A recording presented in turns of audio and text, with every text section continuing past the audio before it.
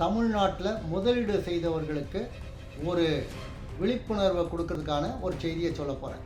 எனக்கு தெரிந்த ஒரு நண்பர் தமிழ்நாட்டில் அவங்களுடைய உறவினர் பேரில் ஒரு சொத்து வாங்கினார்.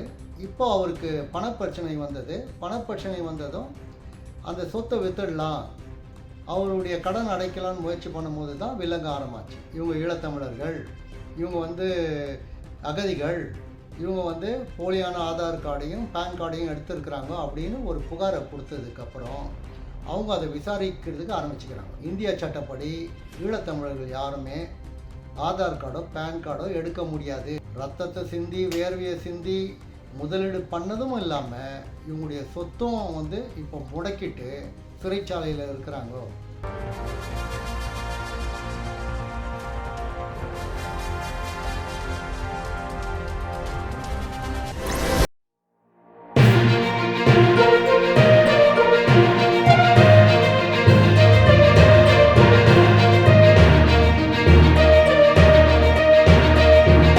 அனைவருக்கும் வணக்கம்.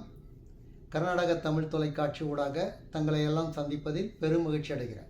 இன்றைக்கி புலம்பெயர் தேசத்தில் வாழ்கிற தமிழீழ மக்களுக்கு, குறிப்பாக தமிழ்நாட்டில் முதலீடு செய்தவர்களுக்கு ஒரு விழிப்புணர்வை கொடுக்கறதுக்கான ஒரு செய்தியை சொல்ல போகிறேன்.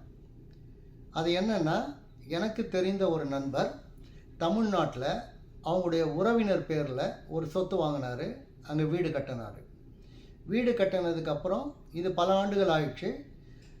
அவங்க ஆதார் கார்டு எடுத்துருக்குறாங்க, பேன் கார்டு எடுத்துருக்குறாங்க. அவங்க பேர்லேயே அந்த பத்திரப்பதிவு நடந்திருக்கு. இப்போ அவருக்கு பணப்பிரச்சனை வந்தது. பணப்பிரச்சனை வந்ததும் அந்த சொத்தை வித்துடலாம், அவருடைய கடன் அடைக்கலான்னு முயற்சி பண்ணும்போது தான் வில்லங்க ஆரம்பிச்சு. எப்படி ஆரம்பிச்சுன்னா, இந்த சொத்தை விற்கிறதுக்காக பத்திரப்பதிவு அலுவலகத்தில் போய் அவங்க எல்லா டாக்குமெண்ட்ஸும் கொடுக்கும் போது இவங்களுக்கு வேண்டாதவங்கன்னா நம்ம தமிழர்கள் தான், யாரோ ஒருத்தர் பொறாமையினால் இவங்க மேலே ஒரு புகாரை அந்த பத்திரப்பதிவுக்கு எழுதிட்டாங்க. இவங்க ஈழத்தமிழர்கள், இவங்க அகதிகள், இவங்க போலியான ஆதார் கார்டையும் பேன் கார்டையும் எடுத்துருக்குறாங்க அப்படின்னு ஒரு புகாரை கொடுத்ததுக்கப்புறம் அவங்க அதை விசாரிக்கிறதுக்கு ஆரம்பிச்சுக்கிறாங்க. விசாரணை பண்ணதுக்கு பிறகு அவங்களுக்கு தெரிஞ்சது, ஆமாம் இவங்க போலியான ஆதார் கார்டையும் பேன் கார்டையும் எடுத்துருக்குறாங்க. இந்திய சட்டப்படி ஈழத்தமிழர்கள் யாருமே ஆதார் கார்டோ பேன் கார்டோ எடுக்க முடியாது, எடுக்கவும் கூடாது. அதை தெரிஞ்சுக்கணும்.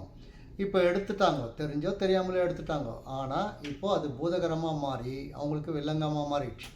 மாறினதும் இல்லாமல் புகார் பதிவு செய்யப்பட்டு இவங்கள நீதிமன்றத்துக்கு அனுப்பிச்சிட்டாங்க. நீதிமன்றத்துக்கு போனதுக்கு பிறகு நீதிபதி இவங்கள சிறைச்சாலையில் அடைக்க சொல்லிட்டார், தண்டனையே கொடுத்துட்டார். இப்போ இவங்க புழல் சிறையில் இருக்கிறாங்க. இருக்கிறவங்க யாருன்னா அப்பா, மகள், இன்னொருத்தர், 3 பேர் இருக்கிறாங்க. ரத்தத்தை சிந்தி வேர்வையை சிந்தி முதலீடு பண்ணதும் இல்லாமல் இவங்களுடைய சொத்தும் இப்போ முடக்கிட்டு சிறைச்சாலையில் இருக்கிறாங்க.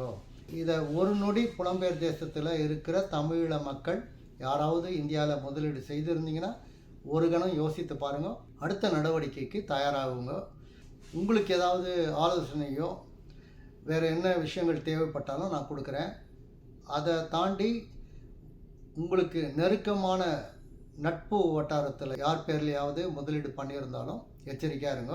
ஏன்னா யாரையும் நம்புறதுக்கு ஆகாது. எந்த நேரத்தில் வேணாலும் நம்மளை ஏமாற்றுவாங்க, இதை காரணம் காட்டி ஏமாற்றுவாங்க. அதனால் விழிப்புணர்வோடு இருக்கணுன்றதுக்கு தான் இந்த பதிவு.